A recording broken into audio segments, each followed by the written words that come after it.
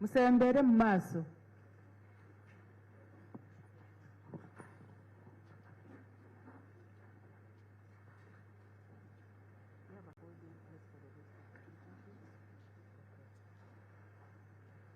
Okay, so when one of you is testifying, the rest are not supposed to be here. Omu ku mmwe bw'aba ng'awa obujulizi abalala tetujja kubakkiriza kubeera wano okumpi. Except after you have testified. Mpozi ng'omaze okuwa obujulizi. That's when you can sit in and listen. Awo osobola okujja n'otuula n'owuliriza. So the deputy registrar is going to show you where you can be waiting from. Omuwandiisi wa kooti agenda kubalaga wa gye mugenda okulindira. So Mr. Morgan, you can pick your first witness out of this, and then the rest can be taken away. So they are going to take you. Stella, gwe tutandika naye.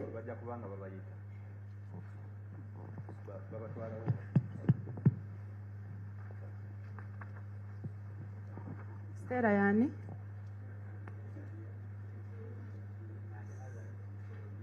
Abalala mugobererewo ekitiibwa. So she's going to be PW2. PW2, my lord, yes.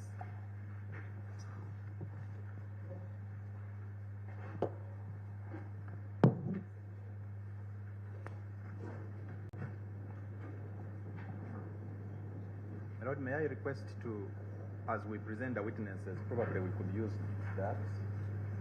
The microphone stand, yes, for the witnesses. Other than them all.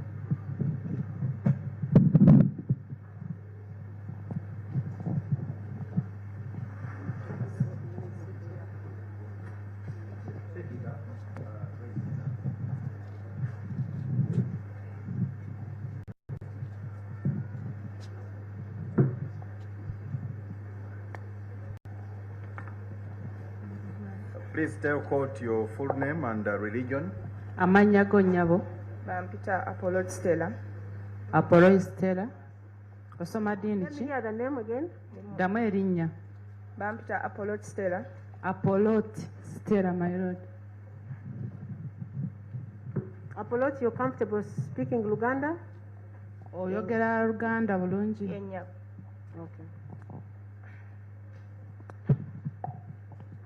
What is her age? Oyina emyaka mmeka? N'emyaka 36. 36 years old. And your religion? Osoma ddiini ki? Ndi Mukatoliki. I'm a Catholic. Please help her to take oath.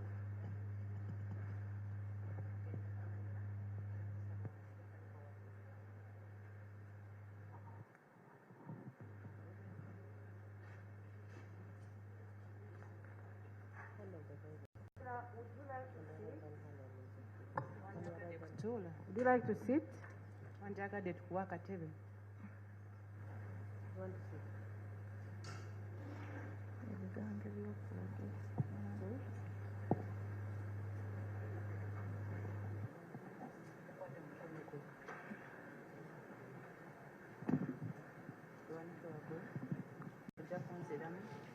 Ndayira mu linnya lya Katonda. Ndayira mu linnya lya Katonda. Obujulizi bwengenda kuwa Obujulizi bwengenda okuwa mu kooti. ku musango guno Omusango guno bw'amazima bw'amazima awatali bulimba. awatali bulimba. Okay, webale.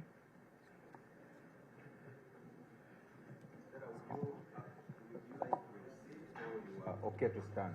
Wandyagadde kutuula oba oyagala kusigala ng'oyimiridde? Let me stand. Please prefer standing.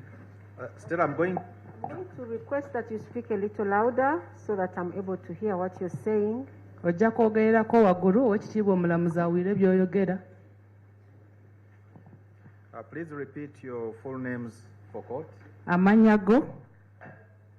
Bampita Apollot Stella. Stella, you say how old are you? Oyina emyaka mmeka? N'emyaka 36. I'm 36 years old. For a living. Okola mulimu ki? Ndi business woman. What business? Okola Tunda business ki? Business ki? Tunda greens. I sell greens. Where do you live? Gaba.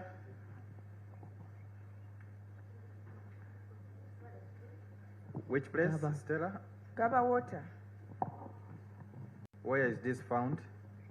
Gaba water esangibwa wa? Elimu trading. Elimu trading. Trading of where? Do you know the parish? Trading eyawa omanyi omuluka. Which division? Division ogimanyi? Makindya.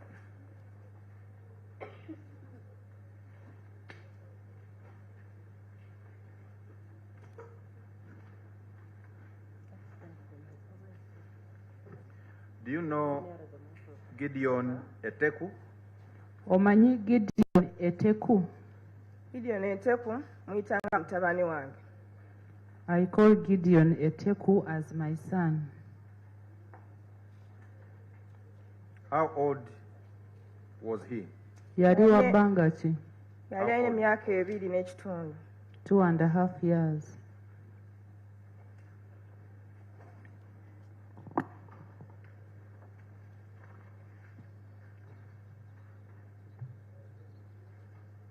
Stella, do you also know where you were on the 2nd of April this year? Omanyi wa gye waali nga 2 Okwokuna guno omwaka? In the morning. Ku makya. Nakeera ku makya ne ntegeka omwana wange. I woke up in the morning and I prepared my child. Mwana wange namutegeka ne muleeta ku daycare. And I brought him to the daycare. Ne mulekayo ne nsalayo ne nzirayo ku mirimu gyange. But Stella, which daycare? Daycare ki? Gye wamutwalamu? This Erinnya lya is daycare in which place? esangibwa wa?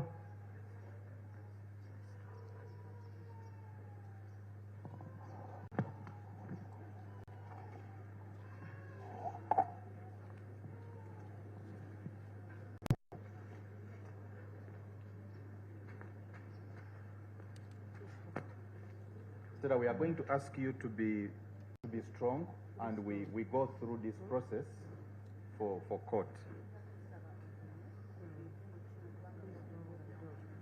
Okay? Okay. So which daycare is this? Where is it, or where is it found? Esangibwa muno mu Gaba. The daycare is found in Gaba. So at what time did you take Gideon to the daycare that morning? Namutwala awo nga ku ssaawa 2 awo. I took Gideon to the daycare at around 8 a.m. And what followed after you took Gideon to the daycare? Ng'omaze kutwala Gideon mu daycare ki ekyaddako? Naddayo ku mirimu gyange. I went to my work. And what followed? Ne waddako ki? Nali awo waliyo mukwano gwange bamuyita Nakimuli. Around what time was that? Zaali ssaawa meka olwo? Zaali ssaawa 5.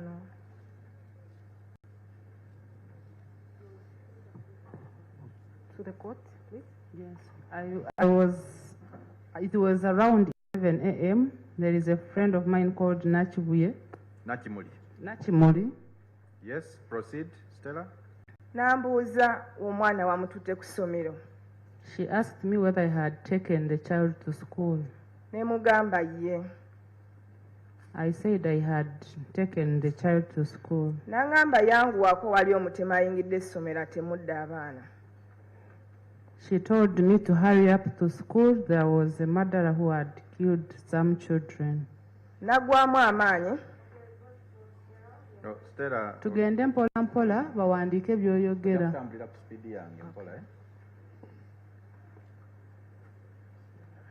Okay. What followed after your friend Nachimuli told you of the assailant who had entered the school and killed? Nachimuli ng'amaze okugamba omutemu yali ayingidde essomero ekyaddako. Nagwamu amaanyi. Nadduka naye nga mpulira ebigere tebitambula. I lost the energy. I tried to run, but I felt my feet were not moving. Nfuna Yes. boda. I got a boda. Yes. Bwe nafuna boda nagenda okusanga essomero abantu bangi. When I reached the school, I found when many people had gathered around the school. Nayingira buyingizi nabatomera butomezi. I just entered. Yes. Bwe nayingira mu kibiina ne mpita Gideon nga simulaba. When I entered the classroom, I called Gideon, but I could not see him. Ne nsooka ne ngwa wansi. Stella? Stella, ogenda kutambulira ku Kola speed mpola. yange ojja kunnindako nkubuulira ekiddako. Yes. Ne nsooka ne ngwa wansi. I first fell down.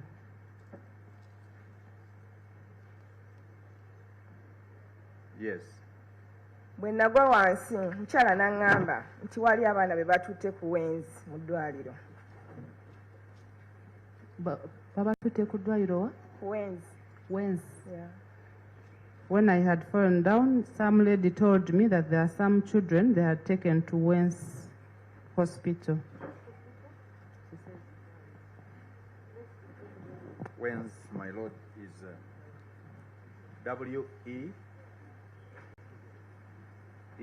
W-E-E-N-T-Z. W-E-N-T-Z.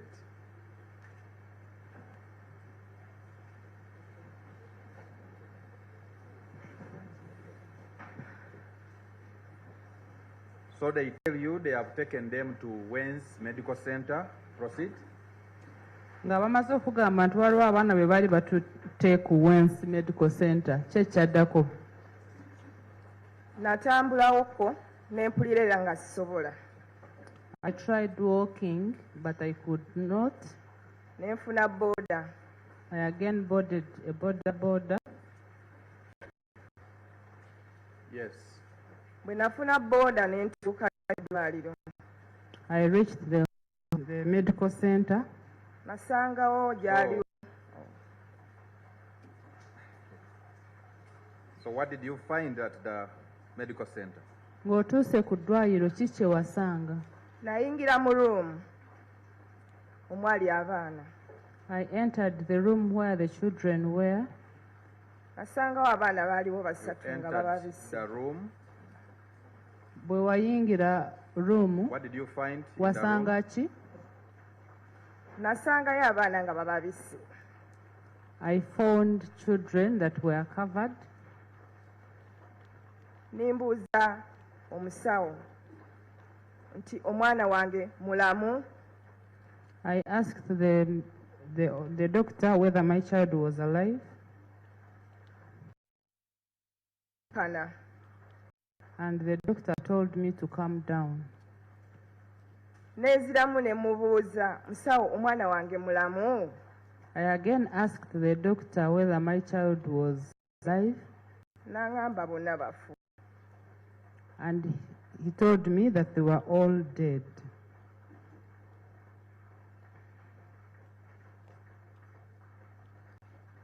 Okay. So what followed? Kyekyaddako. Ndagwamu amaanyi. Ne tubeerawoko awo. Poliisi ne bajja. I remained there, then police came. Poliisi bwe yajja negamba nti abaana ebatwala e Mulago. When police came, they decided to take the children to Mulago. Okay.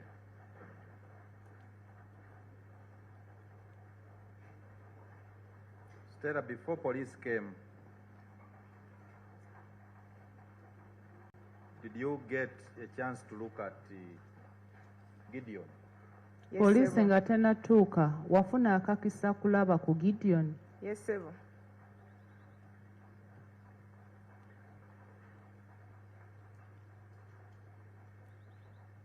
What did you see?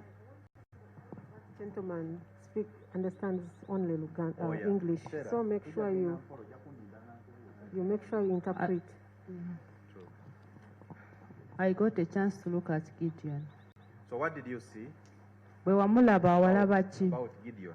In what state was he? Yali mu mbeera ki? Mwana wange baamusala akambe wano bwoti. My child was cut with a knife in the neck, namuno baamufumitamu. and he was also stabbed in the neck, Era omusaayi gwali mungi nnyo. and he had a lot of blood.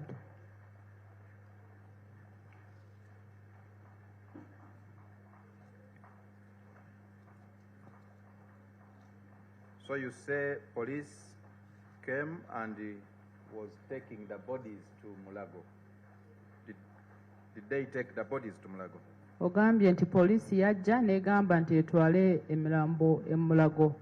Baagitwala? Yes, sebo. Yes. What followed after that? Ki ekyaddako? Twasigalawo ffe waka engeri gye naali bw'omu saasobola okugenda n'abaali bagenda mu ddwaliro.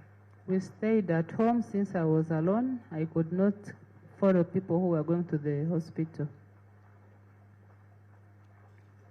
So did anyone in your family follow up at the hospital to your knowledge? Waliwo omuntu yenna ava mu famire yammwe eyagendako ku ddwaliro? It was the following day. So what happened on the following day? Olunaku olwaddako ki ekyatuukawo? Olunaku olwaddako organizinga bagende bajjeyo bode ya Gideon okuva mu ddwaliro. Damu? Damu? You repeat?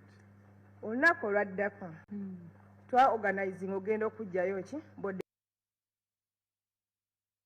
We organized to go and pick the body of Gideon from the hospital. Yes. Era twamujjayo. And we picked him. Yes. Ne tumutuusako ewaka. We took him home. Yes. Ne tunoonya entambula. And looked for transport. Yes. Ne tusimbula. Where did you take the body? Omwana Gideon twamutwala Palisa. And then we set off to Palisa.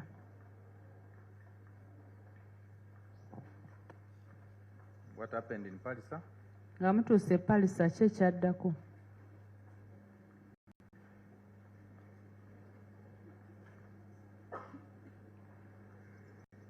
Era organizinga okuziika, how should I say, twateekateeka engeri gye twatugenda muziikamu. We prepared for burial. So when was Gideon buried? Mwamuziika ddi? Gideon twamuziika lwa mukaaga. We buried him on a Saturday.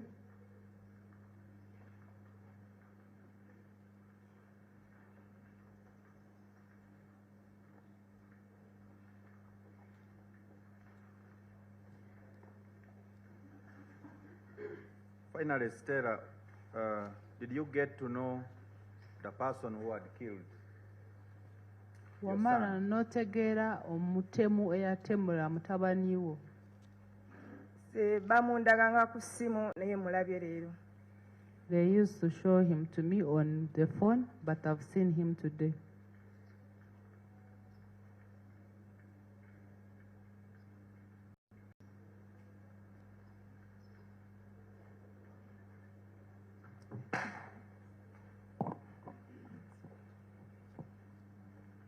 So did you know the accused person before this incident? Nga bino byonna tebinabaawo, ono gwe bagamba nti ye yatta abaana wali omumanyi? Nedda ssebo. I didn't know him before this incident.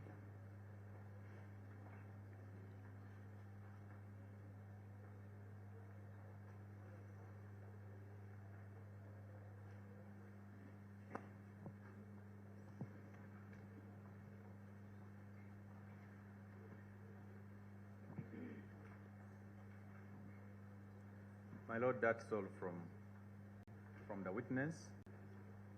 She's available for across, if any. Who is examining? Okay, yes, Miss Sarah, please. Much obliged. Stella, accept our condolences. Kkiriza okusaasira okuva ku baalooya b'omuvunaanibwa. Kitalo nnyo. So we just have a few questions to ask. At what time did you always take the child to school? Omwana walinga omutwala ku ssomero ssaawa mmeka? Twalanga ku emu naye ku olunaku nalwawoko. I used to take him to school at 7, but on that day I delayed. So at what time did you take him on that day? Kwolwo wamutwala ssaawa mmeka? Zaali ssaawa 2. It was 8. And when you would bring the child to school, who would you meet? Like the first person to meet at the school? Bwe watwalanga omwana ku ssomero, ani gwe wasookanga okulaba ku ssomero? Abasomesa babeerawo. The teachers were always there. So when you reach and the teachers were there, would you enter with the child to the school? Bwe watuukanga ng'abasomesa we bali, wayingiranga n'omwana mu ssomero? Yennyabo. Yes. So when you're entering with the child to school, were you checked? Were you always checked? Nga muyingiza abaana mu ssomero, baaza. Bakebera bags balabe engoye z'otaddemu. They used to check the bags to see the clothes we have put inside. Okay. And what time do you always pick him? Wamukimanga ssaawa mmeka? Ssaawa 10. At 4. And when you were picking him, do you also used to enter the school? Ng'omukima era wayingiranga essomero? Yennyabo. Yes. And when you're entering the school, were you always checked? Ng'oyingira essomero era baabakeberanga? Nedda. No. So when you told us that it is Chimuli who informed you of that child, what time was it exactly? Or would you? Sarah, you could raise your voice a little bit. Much obliged. What time was it exactly that she was able to inform you? Zaali ssaawa mmeka zennyini Nakimuli we yakugambira byali bituuseewo? Ali ssaawa 5. It was 11. And did the school ever inform you of the accident? Biki ebyali bituuseewo? Nedda. No.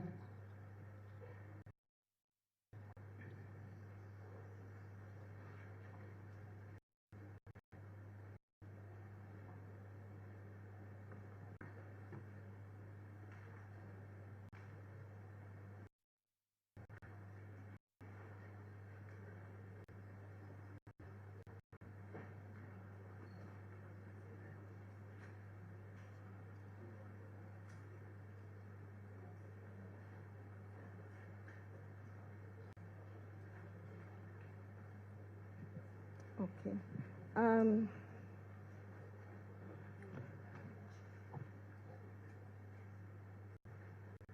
Stella, did you ever find a security guard for the child?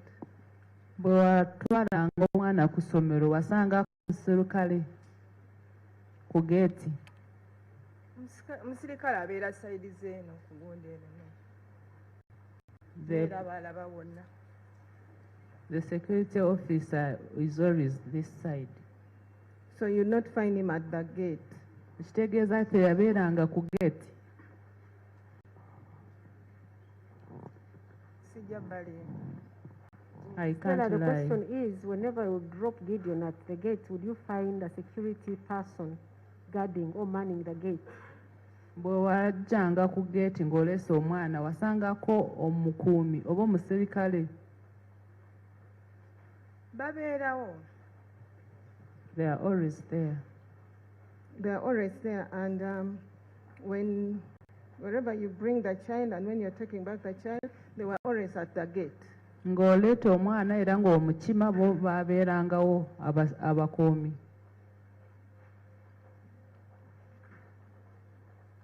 babeerangawo. They used to be there.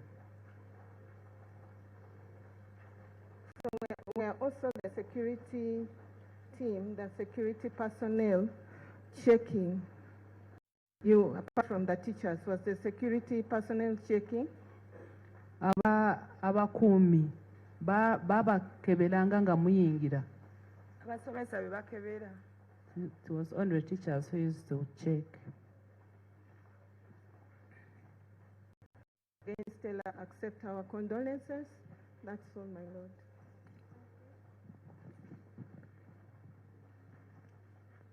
Any re-exam? My Lord, no re-exam. We pray to call the next witness.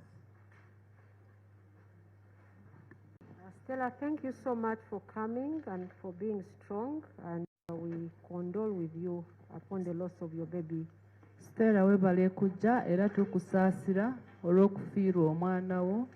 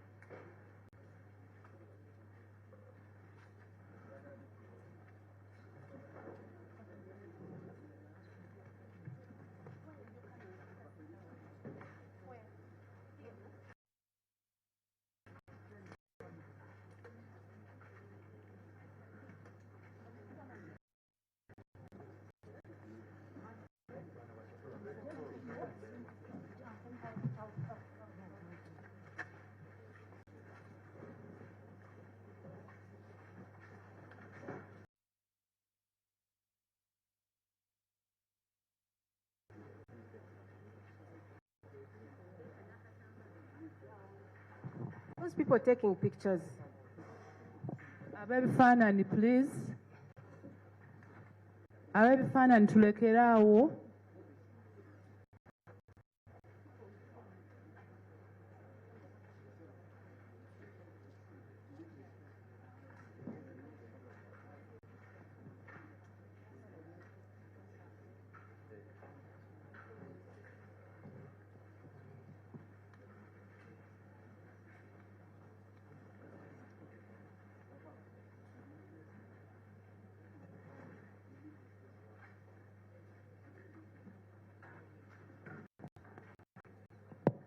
Okay, can we agree that we don't have to take every picture? Abebifaananyi tukaanye tetukuba buli kifaananyi.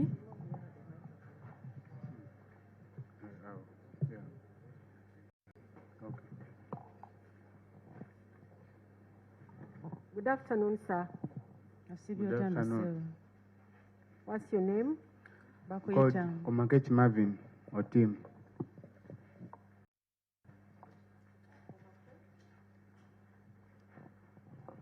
Repeat your names again. I'm called Komakech Marvin or team. How old are you, Mr. Tim? I'm 32 years. What's your religion? I'm a Catholic. Please let him take oath.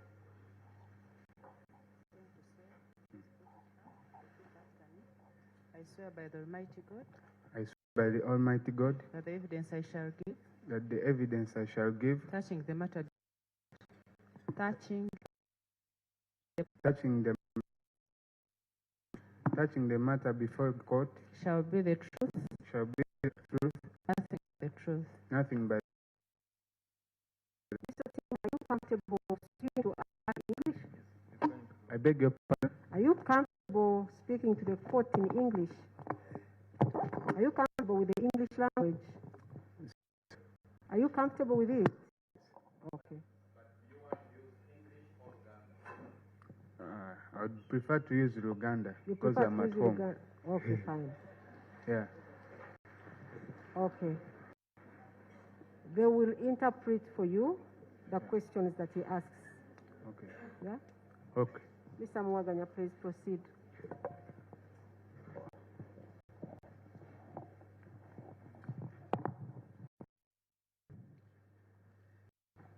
So, Mr. Komakech, you say you are 32 years. Where do you live? Obeera ludda wa? Mbera Gaba Water. I stay in Gaba Water. What parish is Gaba Water found? Mulukachi.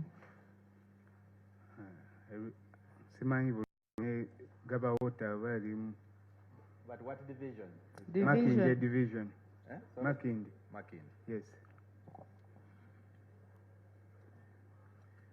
And what do you do for a living? Okola mulimu ki? Ndi chef. I'm a chef.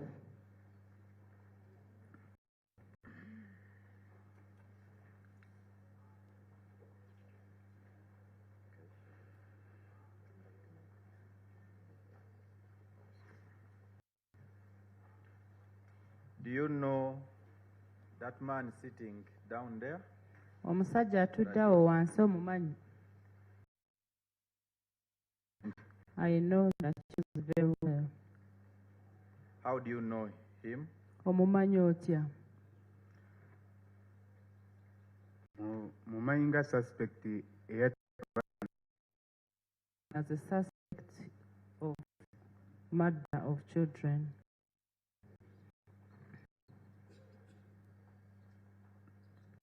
How about the person called Keisha Agenroth Otim? Do you know that person? Ate Keisha Agenroth Otim, omumanyi? mumanyi bulungi kuba abadde mwana wange. I know her very well because she was my daughter.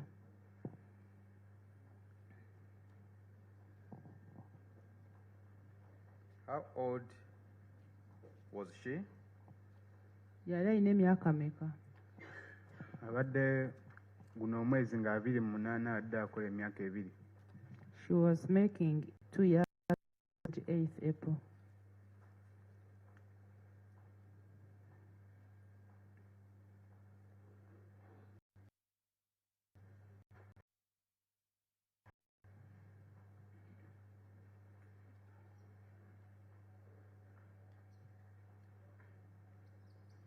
So what happened on the 2nd of April 2026?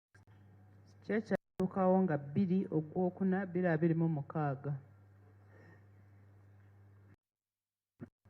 Nga bulijjo nga ngenza okukola. I woke up early as usual and I went to work. Nentuuka ku mulimu nenkola nga bye nnina okukola ku mulimu. I reached my workplace and I started work. Then supervisor wange najja. Then my supervisor came. N'angamba omwana afudde. And he told me that the child had died. Mangu awo nefuna. Immediately I got a boda. Nendeeta n'empisa awo nasanga abapoliisi bangi. Boda? Wafuna boda? Yes. Nendeeta eggaba. Boda brought me to Gaba. Okay. Nempita awo nga waliwo. Did your supervisor tell you which child had died? Supervisor wo yakugamba mwana ngamba omwana wo afudde. My supervisor told me that my child had died. Mr. Tony is asking, did he tell you which child had died? Bali mu kubuuza nti baakugamba mwana ki afudde? Ye. Yes. Who did Ani baakugamba ani? Ya supervisor wange yajja n'angamba nti bamukubidde essimu okuva eno waka kyo omwana wange afudde Keisha. My supervisor told me that he got a phone call from my home informing him that my child Keisha had died.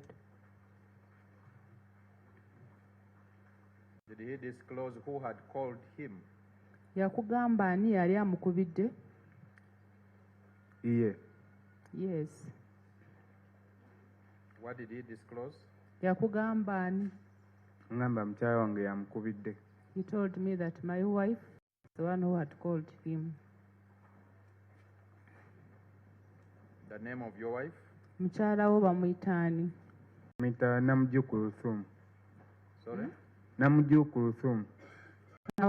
Namujju Kulusum.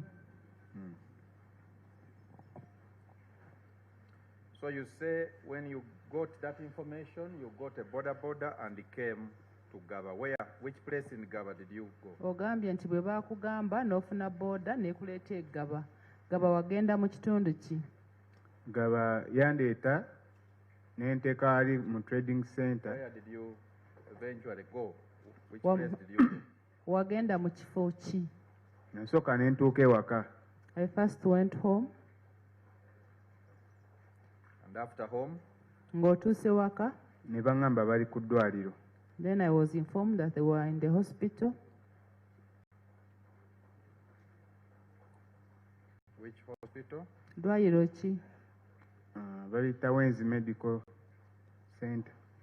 It's called Wenzi Medical Center. What followed? Kye kyaddako? Ne ŋŋendayo ne nnyingira munda. I went and entered the When hospital. you went to Wenzi, what did you find? Wasanga ki ng'ogenze ku Wenzi? Natuukawo nga waliwo security nnyingi, nga waliwo abamagye. When I reached, there was a lot of security. There were army men. Yes. And what followed? Kye kyaddako? Ne nnyingira munda. I entered. You entered inside where? Entered inside. What followed? Kye kyaddako? Ne ŋŋenda ne ndaba omwana. I went and saw the child.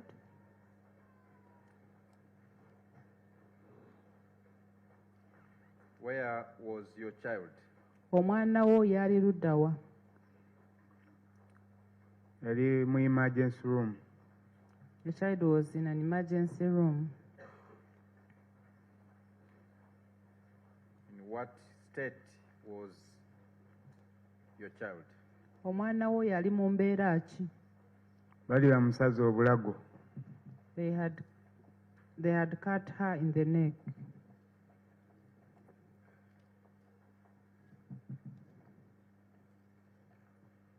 Was she still alive when Yali you arrived? akyali mulamu nga we watuukira. Nedda yali afudde. She had died.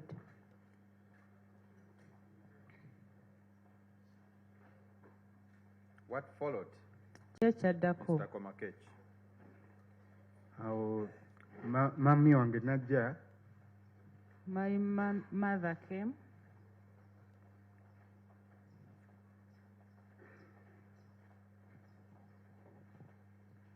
What's the name of your mother? Mami wo bamuyita ani? Amono Jackie. Amonu. Amono. Amonu Jackie. Yes, Let your me get the mother name came. of the mother again. Amono Jackie. Amono Jackie. Eh. What happened when your mother came? Maama wo bwe yatuuka kye kyaddako?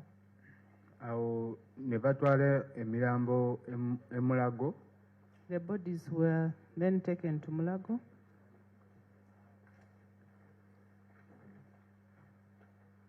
How many bodies were taken to Mulago? gyali mirambo emeka gye baatwala e Mulago? bonna abaana be baali basse bonna babatwalira mu. Did you get to know the number? By any Omuwendo gwabwe wagutegeera? Baali bameka? Baali bana. There were 4. Did you go to Mulago? Mulago wagendayo nga batuta abaana? Nagendayo ne nninda paka bwe bamala postmortem. I went and waited until they finished postmortem.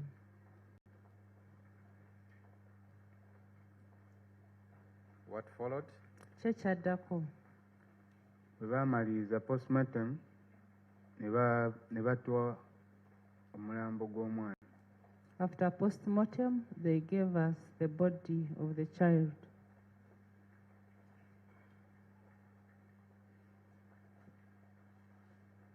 And what followed? Kye kyaddako? Mama wange n'agula coffin ne tumuleeta. My mother bought a coffin and we brought her. You took her where? Ne mumutwala wa? Ne tumuleeta e Gaba. We took her to Gaba. Gaba, whose place? Which place? Gaba wa wennyini? Ewa jjajja. Whose judge? Jjajja waani? Ewa jjajja w'omwana. We took the body to the grandmother of the child's home. And what followed? Kye kyaddako? Is that your mother? Owa maama wo? Waali waneeno. Omwana mwamutwala wa jjajja wo? Ewa maama ewaka. That is my mother's place. And what followed? Kye kyaddako? Then ne tukola entegeka ezigenda mu kyalo. Then we made preparations to go to the village.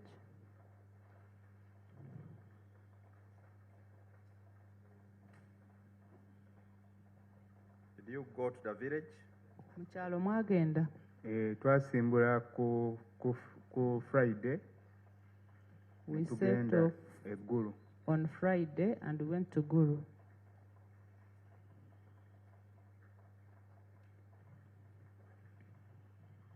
And what happened when you arrived in Gulu?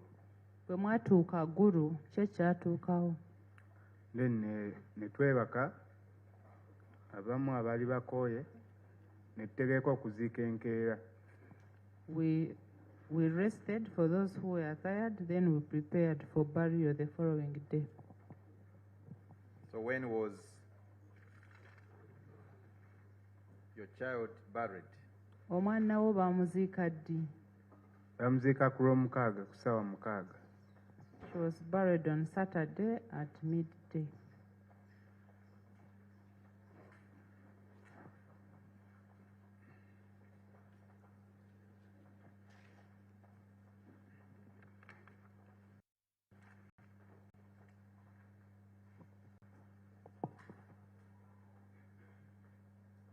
Mr. Komakech, is that all that we have to tell court?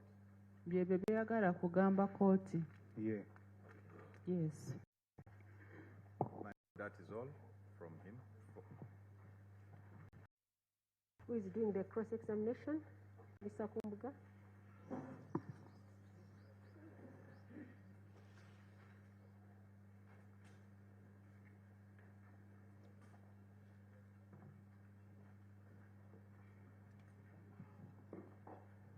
Mr. Komakech. Yes. I'm a lawyer. I wish to ask you some questions, but before I ask you questions, sorry for what happened to your child. Nobody in this country deserves to die like that. However, the court is here to investigate the same question. I request that you answer the following questions. Oyo lawyer era agenda kukubuuza ebibuuzo naye nga tanakubuuza bibuuzo kukkiriza okusaasira kwe kwekyo kyakutuukako nga basa omwana wo nti teri munnayuganda agwanidde okufa mu ngeri bw'etyo. N'agamba nti agenda kukubuuza ebibuuzo kkooti esobole kutegeera amazima kye kyatuukawo. Have you heard? Okitegedde? Okay. Mr. Komakech, will I be right to say that you were told that your child was dead? Bw'agamba nti baakugamba nti omwana wo yali afudde, aba mutuufu? Sikitegedde ekibuuzo. Bw'agamba nti baakugamba nti omwana wo yali afudde, aba mutuufu? Aba mutuufu kuba abankubira. Is that you were told? Ekibuuzo kigamba nti baakugamba. Bangamba kuba nali ndi ku batukiriza kukola I was told because I was at my press.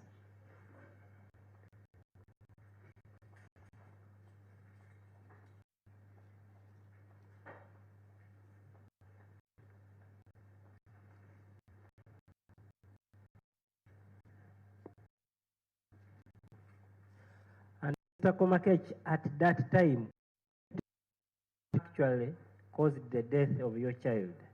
Mu kaseera ako we baakugambira wali tomanyi ani yatta omwana wo? Yes. Yes.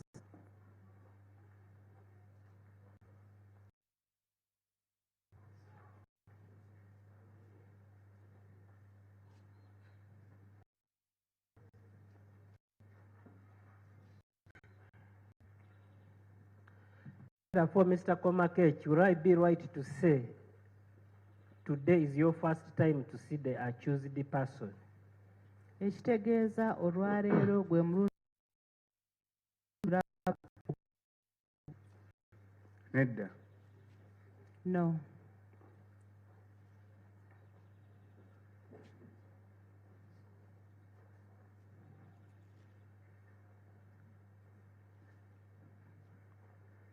So when did you first see him? Wasooka ddi kumulaba? Nasooka kumulaba we nali nva ku mulimu we nali nya boda nga ngenda waka. I first saw him when I boarded the border from work as I was going home. Which date is that? Bwali ddi? Ennaku z'omwezi. Ennaku z'omwezi gwe batta abaana lwennyini. The day when the children were killed.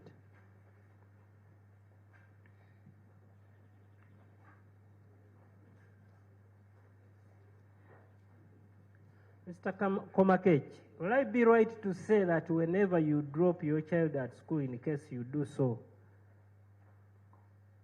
you would not be checked? Nti bwe waleetanga omwana kumutwala mu ssomero bali tebabakebera? Tetuyingira just omwana omuyingiza mu gate ne baggalawo. Waliwo receiving abaana. We don't enter the gate. When you bring the child, you just. And those are the teachers who will reach receive the gate the child. and they receive the child. Yes. Abo basomesa ababa receiving. Yeah, basomesa beba receiving abaana. The teachers are the ones who receive the children. So it is correct that at the gate there was no security officer? Ekitegeeza ku gate wali tewali mukuumi oba wa security. Olwo olunaku sinze yaleeta omwana. On that day, I'm not the one who brought the child. I'm asking whenever you would bring the child at school. Abuuza buli bwe waleetanga omwana wabeerangawo omukuumi oba asikaali? Nedda tewaliyo. There was no security.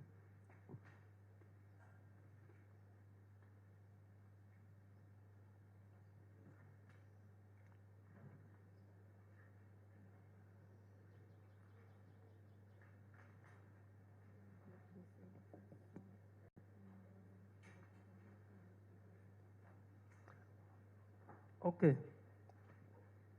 The time you said that you first saw the suspect while you were on the border, what was that time? Essaawa z'ogambye nti wasooka kulaba omuwaabirwa ng'oli ku booda zaali ssaawa mmeka? obudde sibujjukira naye ndowooza zaalinga ssaawa ndowooza wanga mukaaga kuba nali mpitawo nga waliwo abapoliisi bangi nga I don't remember time, but it was around midday. So, since there were many people, would I be right to say you didn't see the suspect that day? Nti olw'ensonga nti waliwo abantu bangi nti wandiba nga ono gwe bavunaana tewamulaba. Namulaba naye nze nali simanyi nti oba omwana afiiridde awo nti oba bamusidde awo kuba nali ngenda akakulaba kigenda. I saw him, but I had not known that the child was killed from there. So, who introduced you that person that is the one? Ani yakulaga nti omuntu oyo ye yatta? Nayitawo nga waliwo abeekalakaasa. I passed when there are some people who were demonstrating. So, you can't tell the name? So tomanyi linnya. We nali ndi ku ddwaliro abantu nga bagamba omusajja asewubye abaana. When I was at the hospital, people were saying that the man had killed the children so badly. Was he also at the hospital? Era naye yagenda ku ddwaliro? Teyaliyo. We nali mpitawo ati nga ngenda waka namulaba nga ndowooza oba bali mu byakulwana. He didn't go to the hospital, but when I was passing, I saw him when other people were demonstrating. So you confirm at the hospital the suspect was not there when they were telling you that? Okakasa nti ono gwe bawaabira teyali ku ddwaliro nga bakugamba ebyo byonna? Samulabayo ku ddwaliro. I didn't see him at the hospital. So I will be correct to say you do not remember the time you might have seen the suspect? Tojjukira ssaawa ze walabiramu gwe bawaabira? Actually said that he cannot remember, but it was around midday. Much obliged, my lord. Yagambye nti tajjukira ssaawa ze yamulabiramu. Okay. At the time you saw that person, was he already arrested or he was not yet? We wamulabira baali bamaze okumukwata oba baali tebannaba mukwata? Baali bamukutte nga ndowooza bamuteeka ku kabangali. They had arrested him and they were putting him on the police vehicle. Now, at that time, you listen to this question is a bit long. At that time, you had already seen your child. Mu kaseera ako wali omaze okulaba omwana wo? Nedda nali mpitawo nga ndi ku booda nga ngenda waka. I was passing on a border when I was going home. You were on border, that's when you saw the person being felled on the car. Wali ku border n'olaba gwe baali bateeka ku motoka? Yes. I would be right to say that was not sufficient time for you to recognize the person you are talking about while you're on border. Agamba nti akaseera ke wali olina nga oli ku boda wali tosobola kulaba omuntu gwe baali bateeka ku motoka? Kumwekanya wali tosobola kumwetegereza n'omwekanya n'ogamba nti y'ono? Nga we nkugambye nze nali mpitawo nennengera nga bamuteeka ku kabangali nga nze ndowooza bya abantu bali kwekalakaasa byabwe kati. Anyway, natuuka ku ddwaliro nentegeera kubanga I was scrolling ku social media nendaba face again. So you are As confirming? I've told you, I was going home on a border. Then I saw the police officers putting someone on police patrol car. I thought there were some people who were demonstrating until I reached the hospital and they told me that there is a man who had killed the children. Okay. And I also saw on social media. Would you be able to identify how he had dressed? Osobola kujjukira bwe yali ayambadde bw'oba nga wamulaba? Sijjukira. I don't remember.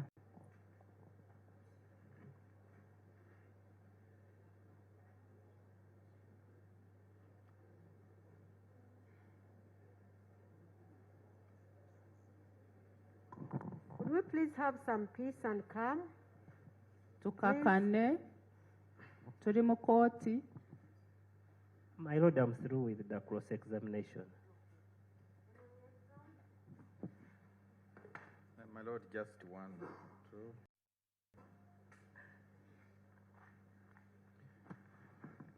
Mr. Komakech, you say on that day, I'm asking you these questions to clarify a few things which the lawyer asked you. Bagenda kubuuza ekibuuzo oteleeze ku nsonga ze batategedde bulungi. So on that day you say it is not you that brought your child to school. Who brought? Ogambye Koro si ye gwe yaleeta omwana ku ssomero. Ani yamuleeta? Waliwo neighbor waffe yamuleeta yamuyita Mr. Derek. My neighbor, Mr. Derek, is the one who brought the child to school.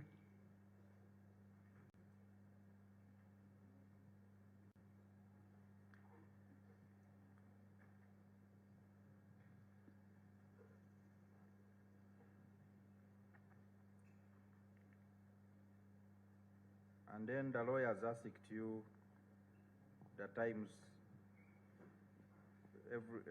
events when your child would be taken to school.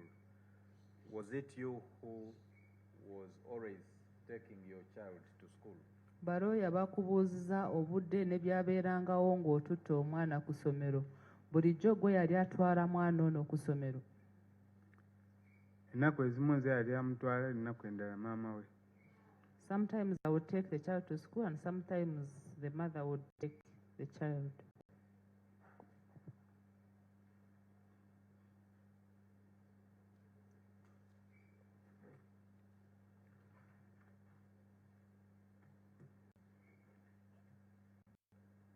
Okay. Lord, that's all from him.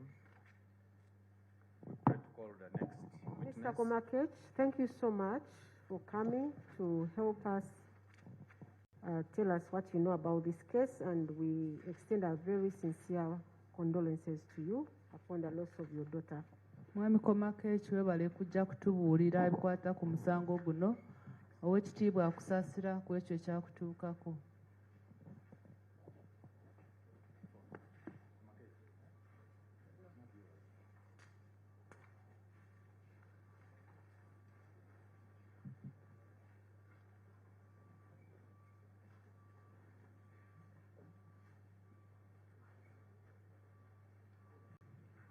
And I will lead the next one.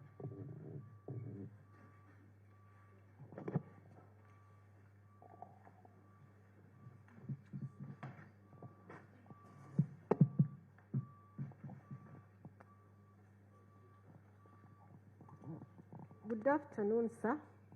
Good afternoon, madam. My lord. What's your name? Bakuyita ani? Ngenda kwesa Luganda. Amanya Mbazira Lawrence. Mbazira Lawrence. Mbazira Lawrence, my lord. Mr. Mbazira, how old are you? Olina emyaka mmeka? Nina emyaka 4. I'm 40 years old. And what is your religion? Osoma ddiini ki? Ndi Mukatoliki. I'm a Catholic. You're going to swear and answer some questions. Ogenda kulayira bakubuuze ebibuuzo. Kale.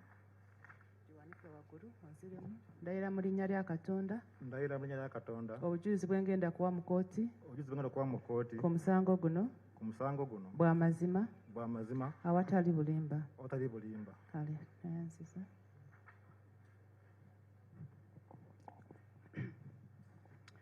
Mbazira, where do you reside?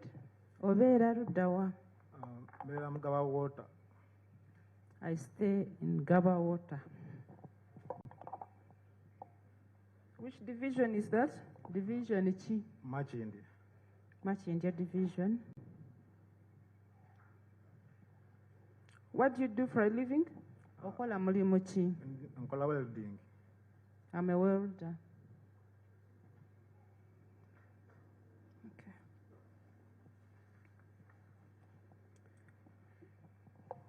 Do you know Seryange Ignatius? Omanyi Seryange Ignatius? Mumanyi bulungi. I know him very well. How do you know him? Omumanyi otya? Mutabani wange. He's my son. Sorry? Nze taata we, mutabani wange. I'm the father. Where is Seryange now? Seryange kati ali ludda wa? Kati mugenzi. He's now deceased. How old was Seryange? Seryange yali alina emyaka mmeka? Alina emyaka ng'ebiri n'emyezi ng'ena. He was 2 years and 4 months.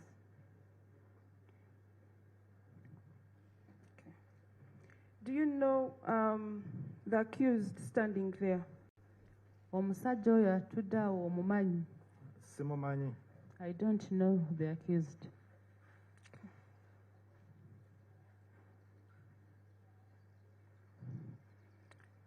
Tell court what happened on the 2nd of April 2026. Gamba kooti biki byaliwo nga 2 Ogwokuna 2026. Ennaku z'omwezi 2 Ogwokuna ssaawa zaali ng'emu n'ekitundu. On 2nd April 2026, around 7:30. 7:30 what? Morning or evening? Eza kumacha Kumacha. oba Kumacha. AM. Yes, go ahead. Kye kyatuukawo. Mama Seryange yamugya ewaka nkuwe ajja amunaaze amutwale ku ssomero. What's the name of Seryange's mother? Namiyingo Beth. The mother of Seryange, Namiyingo Beth, called him to prepare him for school. Beth who? Namiyingo. What is the other name? Namiyingo Beth.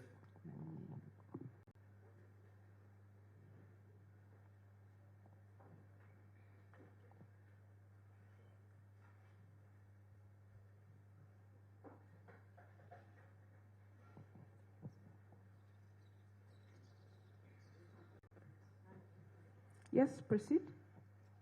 You said Namiyingo Beth called your son and prepared him for school. Handika okumunaaza. Yamala okumunaaza. After bathing the child, n'amwambaza uniform ye yali ya sports wear. he dressed the child with sportswear uniform. Yamala okumwambaza omwana n'amukwata amutwale ku ssomero.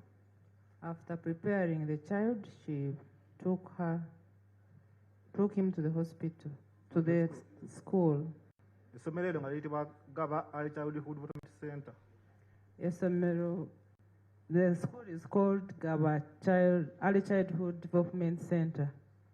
Baali bagenda omwana n'ansiibula n'angamba bye daddy. As they were leaving, the child said bye to me. Namuddamu naye teyawulira n'angamba daddy nkusibwa tonzizeemu ne mugamba nkuzzeemu. I responded, but the child asked me why I didn't respond, and I said I responded. Ne muddamu nti kale bye daddy. Ne bagenda. I again said bye, and they left. Bwe bamala okugenda mama we yakomawo n'abako emirimu gye yali akola wabweru awo. After that, the mother came back. There was some work I was doing outside there. Ng'ateekateeka kufumba. And she started cooking. Nga tunyumyamuko awo ne muganda wange bayita Ziwa Alozias. And I remained there with my brother Ziwa Rosias. We were chatting. Baziwera ssaawa nga 5 awo wakati mu ssaawa nga 5 awo. Then at around 11, waliwo neighbor waffe amuyita Sekamate Anet. our neighbor called Sekamate Anet. Nga atunda byakula ku ssomero eriri okumpi naffe awo baliyita Gaba Progressive. Sorry? You said our neighbor called Sekamate who? Anet. What did Annette Sekamate do? Sekamate Anet yakola ki? Senyonga n'ajja ewaka. She sent her son called Senyonga to our home. N'atusangawo ffenna basatu. She found us all the 3. Nze, mama w'omwana ne uncle we Alozias. Myself, the mother of the child, and my brother Arosias. It's okay, go on. N'atubuuza Ignatius ali ku ssomero. She asked us whether Ignatius was at school. Tumugamba nti ye. And we said yes. N'atugamba ndeyo ku ssomero basseeyo abaana 4. She told us that we should hurry to school. They had killed 4 children in that school. Mama we namubuuza Try to slow down because we are.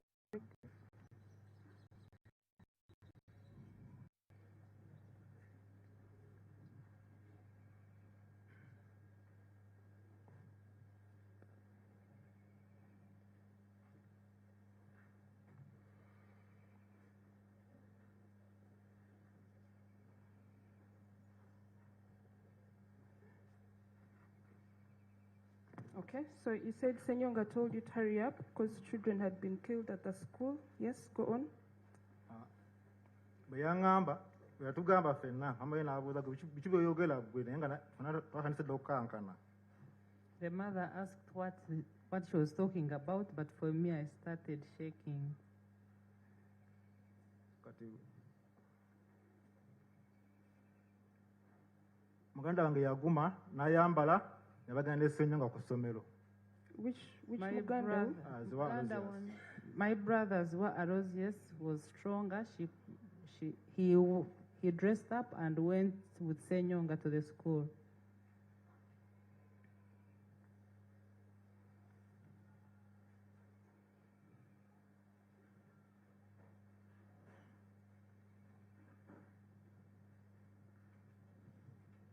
Yes, go on.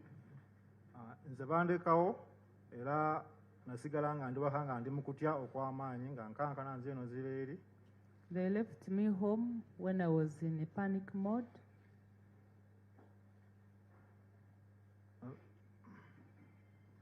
Who did Ziwa go with to the school? Ziwa yagenda nani ku ssomero. Okay, yes. Ziwa went with Senyonga. Okay, you stayed home? Nalaba tebakomawo ne ngezako okuba ku ssimu ye nga yagireese waka nga takwata. I saw when they were not coming back, so I tried calling her phone, but her phone had been left home, so she was not speaking. His phone, Ziwa. For Ziwa. Yeah, Ziwa, yeah. I tried calling Ziwa's phone, but he was not speaking because he had left his phone home. Yes.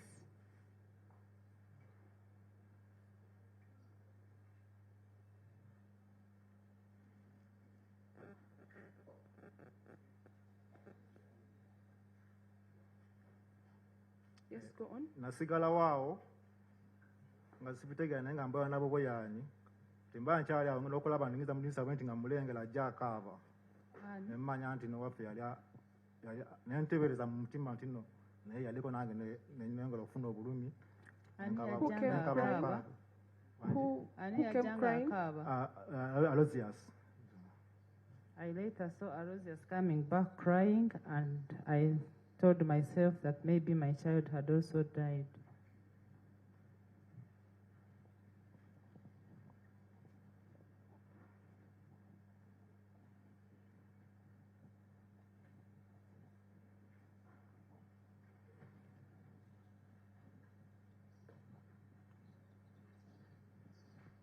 Yes, proceed.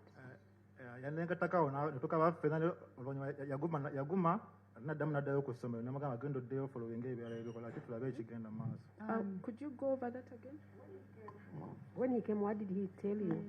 Bwe yajja yakugamba ki? Bwe yakaaba yagamba Ignatius waffe ngitegeeza nti naye yali akoze eki.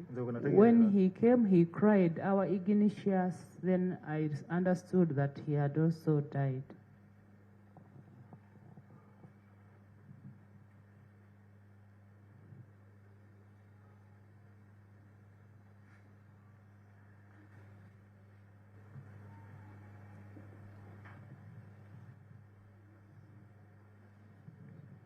Yes. Kati bwe yaddayo namugamba genda n'essimu nja kubatuwuziganya ku ssimu nga mukubira essimu nangamba kati bavuddewo ku ssomero bagenze ku Wenzi Medical Center. When he was going back, I asked him to go with the phone so that we can communicate. When I called him later, he told me that they had gone to Wenzi Medical Center.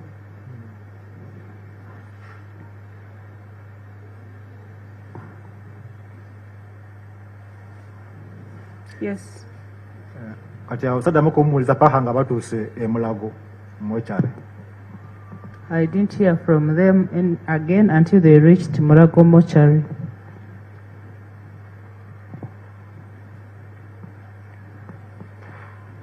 Did they eventually return from Mulago? Baamala ne bakomawo okuva e Mulago. Batuuka e Mulago baddamu okunkubira nga baagala ssente omukuleetera omwana singa baba bamaze okumubawa. Sorry? Baddamu okunkubira nga batuuse e Mulago. Senga w'omwana yamwegattako nga ali e Mulago n'amwegattako senga w'omwana. Ne bankubira nga beetaagayo ssente nga banaleetera omwana nga bamaze okumubawa. They later called me when they wanted some money to transport the body after the body had been given to them.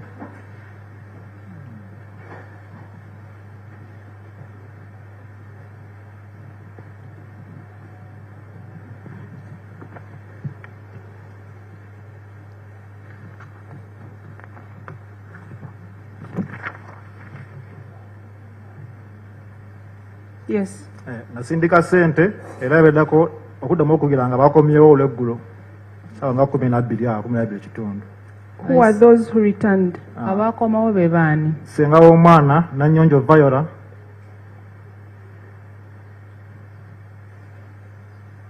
ne muganda wange Ziwa Aloysius. I sent money and then they came back in the evening. That was Nanyonjo Viola and my brother Ziwa Aloysius.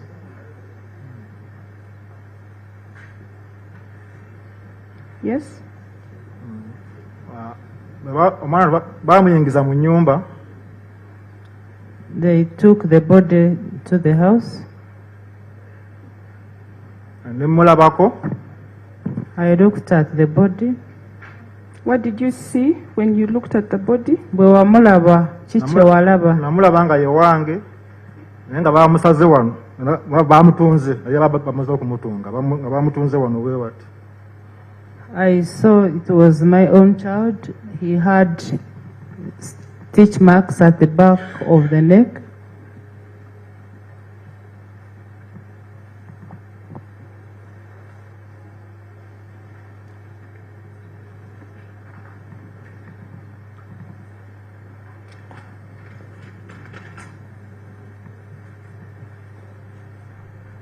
Yes, proceed. Ekyaddako nenkuba essimu mu kyalo ne mbategeeza bali bategeddeko dda ne nkonfaminga nti ddala kituufu mu mulambo ngulabyeko omwana yafudde. I then called people in the village to confirm to them that the child had died. Which village is that? Talowa. Gomba district. Which one? Namabeya. Namabere. Namabeya parish, Gomba, in Gomba district.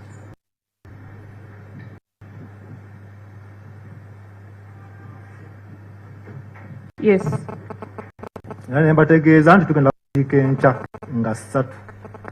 I also informed them that we are going to bury the following day on 3rd.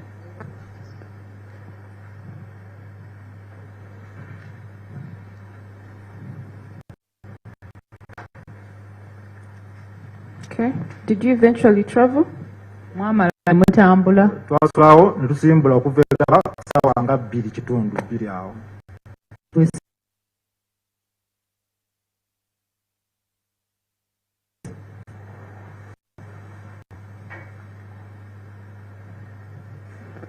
Twatuukayo ssaawa nga 6. We reached around midday. Tumuziika ssaawa nga 10 wakati wa ssaawa 10 awo. We buried him at around 4. Sorry.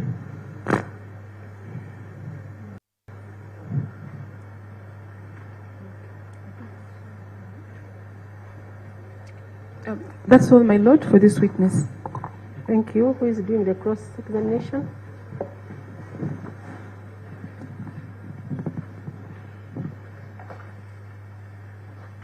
Mr. Mbazira. Lawrence. Please accept our condolences. A parent shouldn't bury their child. Kkiriza okusaasira okuva ku balooya.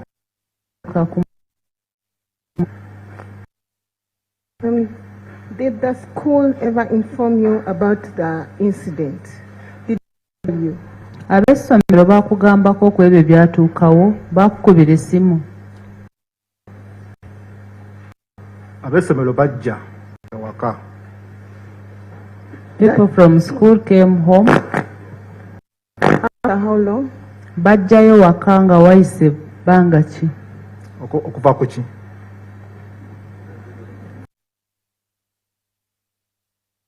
After how long?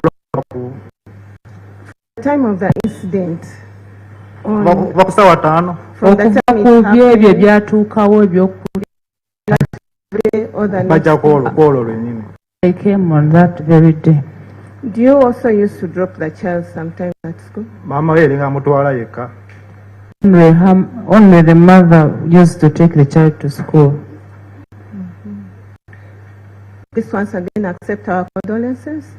Thank you. That's all, my lord.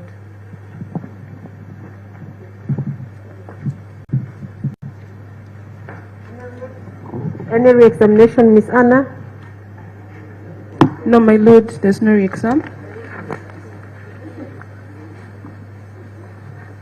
Where did it have another witness?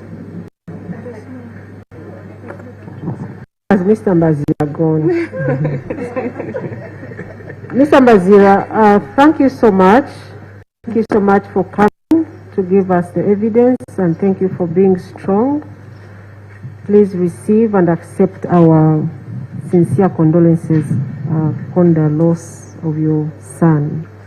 Mwami Mbazira webale kujja mu kooti kuwa obujulizi n'okubeera omugumu era kooti ekusaasira ku ekyo kyatuukako ku mwana wo. You can now go and sit. Genda otuule.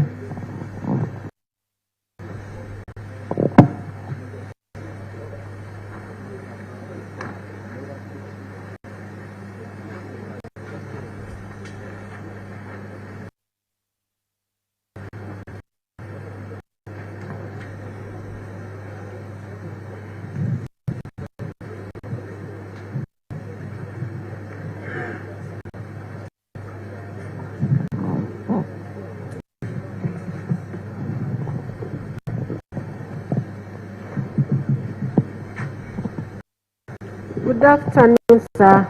Osibyotano ssebo. I'm going to kindly request that you speak a little louder so that I'm able to hear. Naye ojja kukozesa ku Luganda. Bakusaba nti ojja kwongezako ku ddoboozi Oweekitiibwa Omulamuzi awulire by'oyogera. What's your name, sir?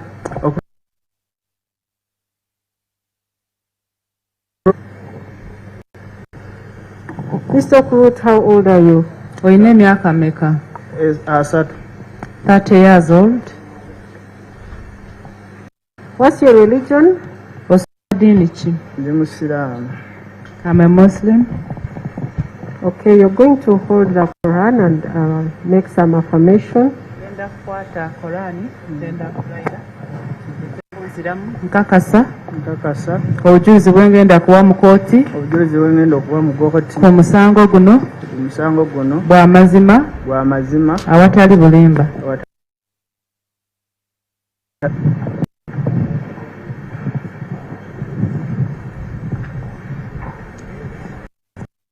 Where do you reside? Obeera wa? Beera Gaba Mission. Gaba what? Ku ddoboozi. Gaba Mission. Where is Gaba Mission found? I stay in Gaba Mission. Gaba Mission esangibwa wa?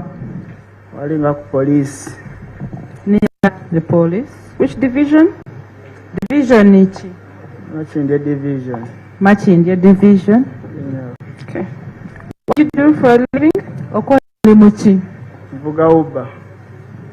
I'm an Uber driver.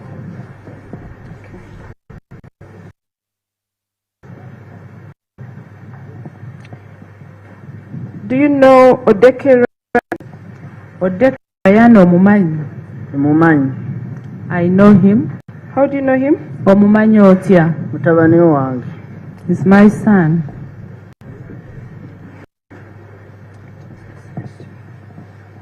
Where is Ryan?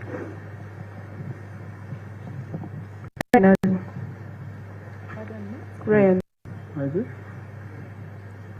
Pardon me? Ryan. Where is Ryan now? Ryan ali wa? Namuziise. We buried him. How old was Ryan? Ryan yali alina emyaka meka? Yalina omwaka gumu n'emyezi 3. 1 year and 3 months.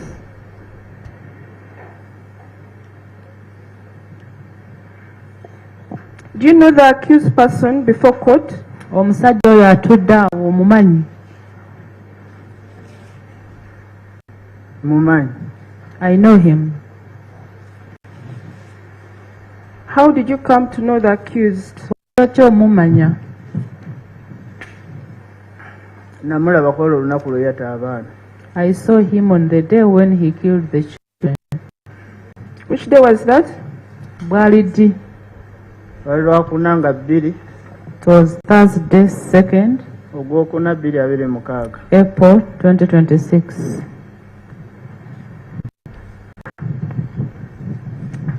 Tell court what happened on this day. Gamba kooti biki ebyatuukawo ku lunaku luno. Nga 2. Yes. Olunaku nakeera ku makya n'enzukuka. I woke up early that morning. Nenzukusa n'omwana wange oyo. I woke up my child, Odeke Ryan. Ensalawo nemuleeta ku daycare. I took him to daycare Gaba.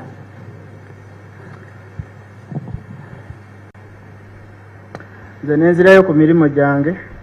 I went back to my work. Zalinga ssaawa nga 5 awo.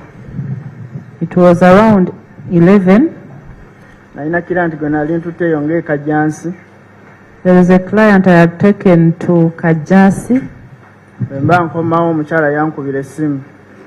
As I was coming back, my wife called me on phone. N'angamba seko ogende ku ssomero waliwo obuzibu obutuuseeyo. She told me that there was a problem that had happened at the school. What's the name of your wife? Omukyala wo bamuyita ani? Nakalega Jalia. She's called who? Nakalega Jalia. My wife is called Nakalega Jalia. Nakalega. Nakalega. Nakaleja. Nakalega. Nakalega Jalia.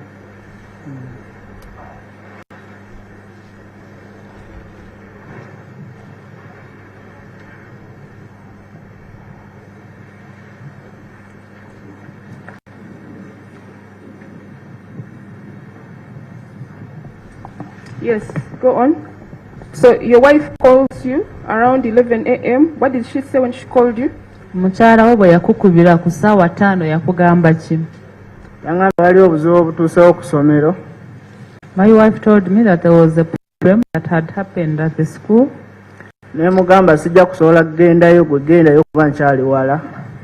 I told her that I could not make it and I asked her to go to the school since I was still far. Yagendayo ne wayitawo eddakiika nga 10 n'emukubira essimu. She went there and after 10 minutes I called her. N'angamba waliwo obutuuse ku ssomero. That there was a problem at school. Navuga emmotoka mangu ne ntuuka ku ssomero.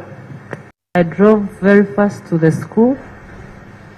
Nasanga ng'abantu bali waggulu ne nkozesa ebigere ne nzikira eno wansi we yali. I packed my car up and I sloped down to where the child was. Omwana olwedde bamaze omusango. Slow down.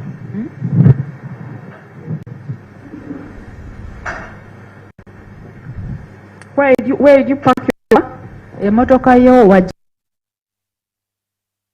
ku university, Kampala University. I parked my car at Kampala University. Yes? Proceed. Bwe nagipaakinga eri waggulu ne nzikira wansi ku bigere. I sloped down on foot.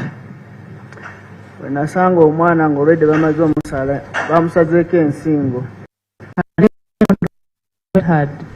Child's neck had been cut.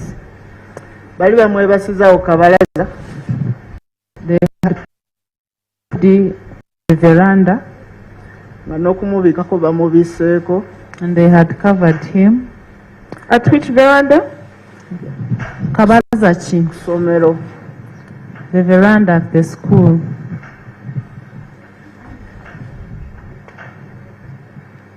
Yes. When I removed the cross, I found when they had cut the neck.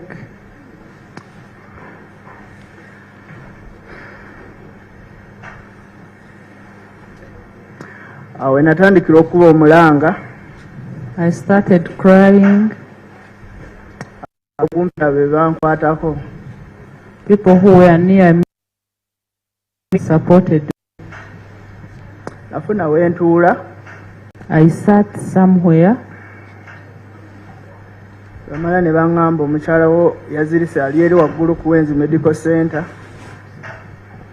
Damu. They told me that my wife had collapsed and they had taken her to Wenzi's medical center. People who had supported me told me that we should go there, so we went there.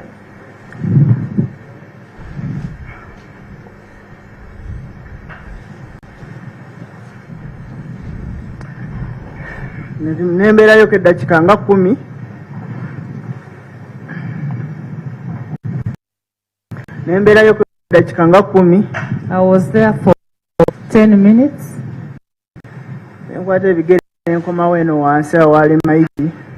I came back to where the body was. I found when police had cordoned off the place.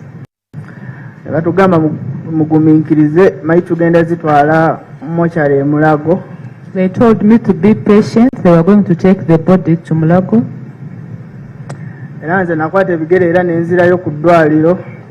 Medical Center. I went back to Wenz Medical Center. Other children had been taken there.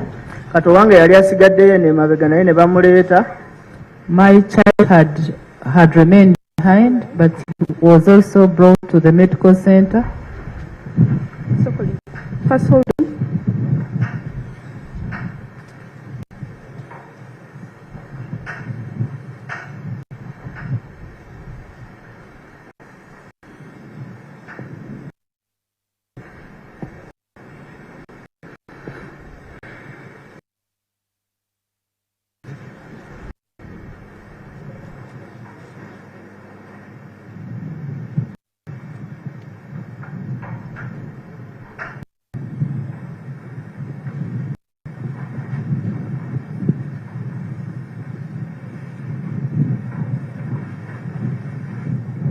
Yes, please go on.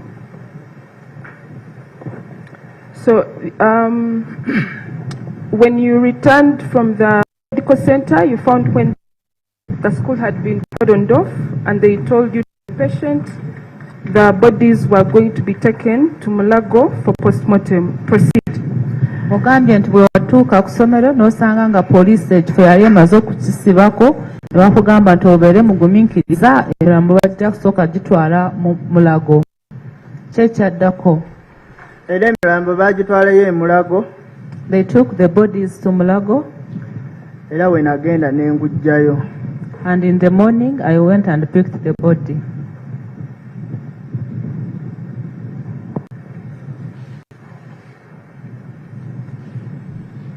Was it on that very day of the 2nd?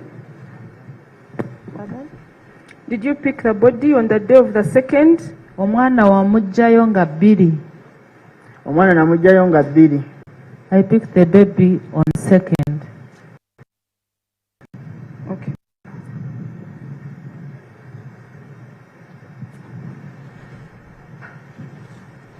Okay, yes.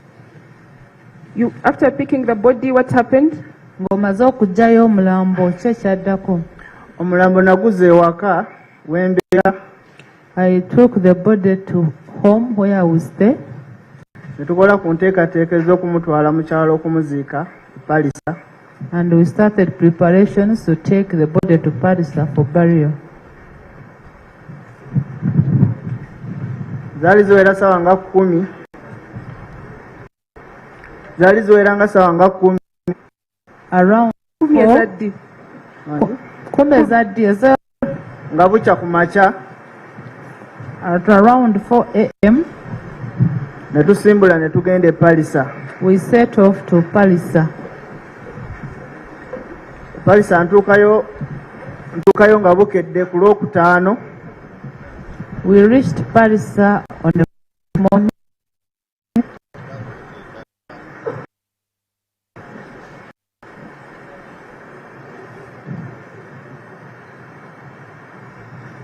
Yes, you went to Palisa. What time did you arrive in Palisa? Palisa mwatuukayo sawa meka? Palisa twatuukayo sawa nga 3 ez'okumakya ku Lwokutaano. We reached Palisa around 9 a.m. on Friday. Yes. Ne tukola ku nteekateeka z'okuziika omwana ne muziika e Palisa. We prepared for burial and we buried the child in Palisa. When did you bury? Twamuzika Lwakutaano. We buried on Friday.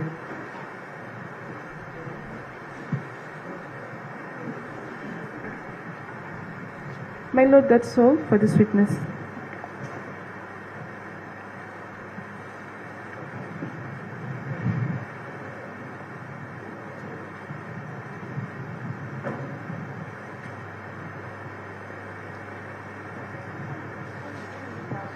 Examination, Mr. Fumbuga.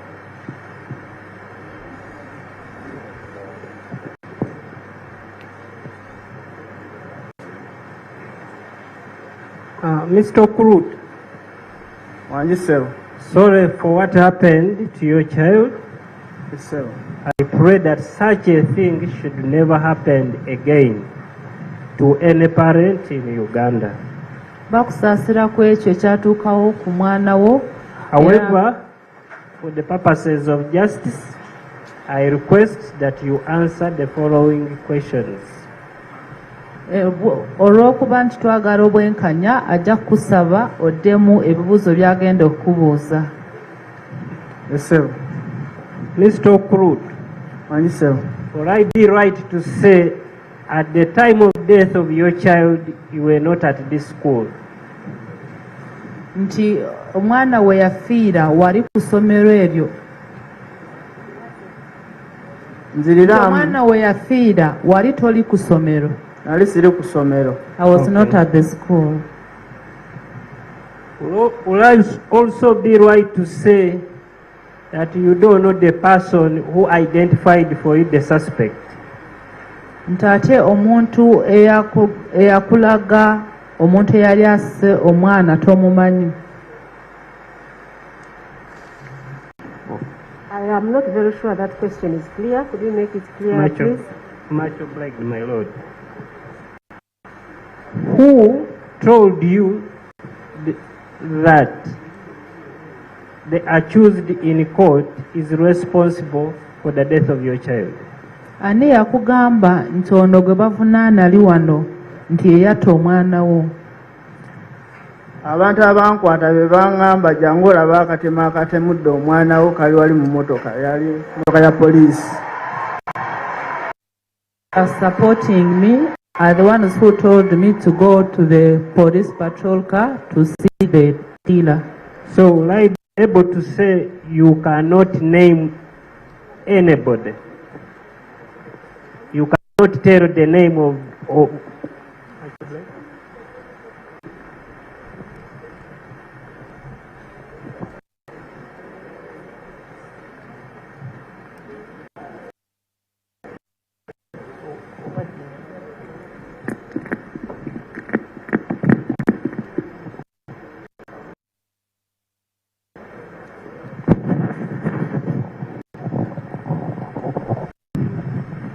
Mr. Okurut, please answer that question again, or repeat that answer.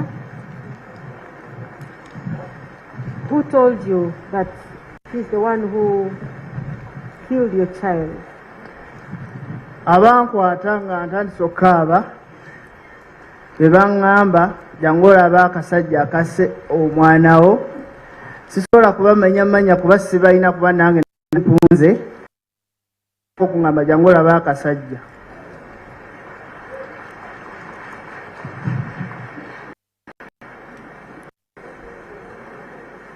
Please proceed, Mr. Kumbuga. Okay.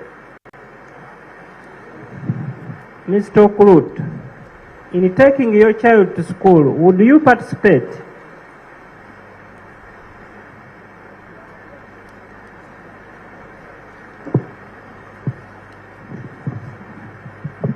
Wali omu kubatwalanga omwana ku ssomero? Pardon? What? Wali omu ku abo abatwalanga omwana wo ku ssomero?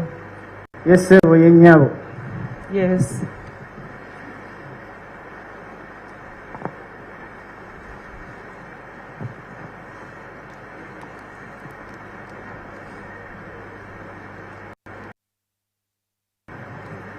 Okay, the days you used to take your child to school, would you be checked by the security personnel in case they were in your school? Bwe watwalanga omwana ku ssomero abakuumi bakukeberanga ng'oyingira? Abakuumi tebankeberanga, wabula abasomesa be bajjanga okwanirizanga abaana mu motoka mwene ali mutwalidde. Security personnel would not check us, only the teachers would welcome the children. Okay, as a parent who lost your child, has the school ever given you any brief about the security of the school administration? Gwenge yafiirwa omwana, ab'essomero bali bakubuulidde eby'essomero nga bwe biri? Badde tebanaba. They did not.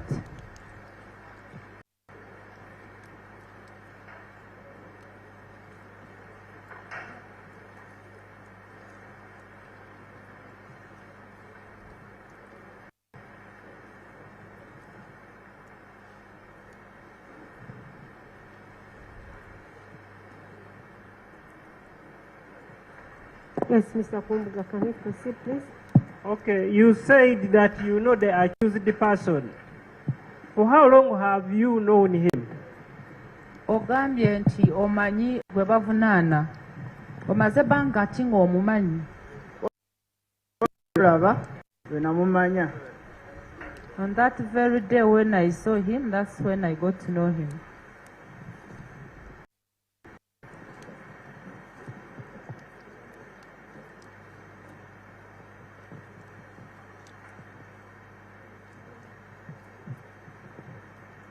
For how long did you see him? Wamulaba kumala bbanga ki? Oba kwolwo olunaku lwennyini. For how long? Kwolwo lwe wamulaba, wamulabiranga eddakiika nga meka ng'omulaba? Namulaba just eddakiika zaalinga 5. About 5 minutes.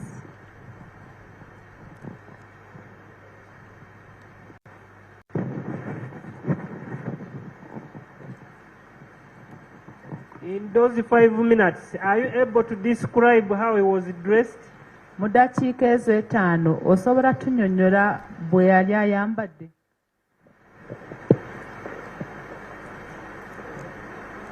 Nyinza obutabanyonnyola bulungi naye nzijukira yali ayambadde oba kasaati kali ka square bwe kati nga kabulaaka.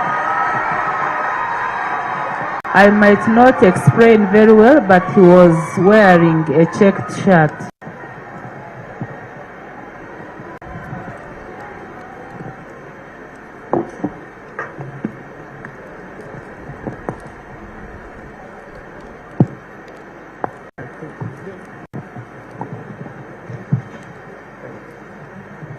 My Lord, I'm through with this witness. Any reaction? Miss Anna? My Lord, we have no questions in your exam. That's all for this witness. Mr. Okello, thank you so much for coming to testify. Mwami Okello, webale nnyo okujja. And we extend our condolences to you upon the loss of your son. era kooti ekusaasira ku ekyo ekyatuuka ku mwana wo. Mr. Mwaganya, I want us to have a short health break. 30 minutes, and we shall be back. We shall be back at 3:35. Let's stretch and also tujja kukomawo mu dakiika 3 okuva kati.